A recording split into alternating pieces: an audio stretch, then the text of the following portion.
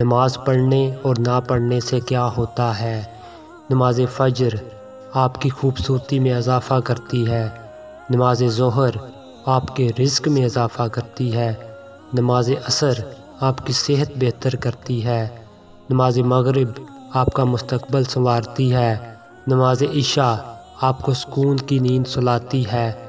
جو نماز کو اہمیت نہیں دیتا ہے اسے مرتے وقت 3 سزائیں ملتی ہیں۔ ذلت کی موت مرتا ہے، بھوکا مرتا ہے، سمندر کا پانی بھی پی لے وہ پیاسا ہی مرے گا۔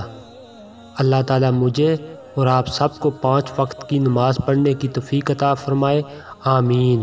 اگر آپ ہمارے چینل پر نئے ہیں تو ہمارے چینل کو سبسکرائب کر لیں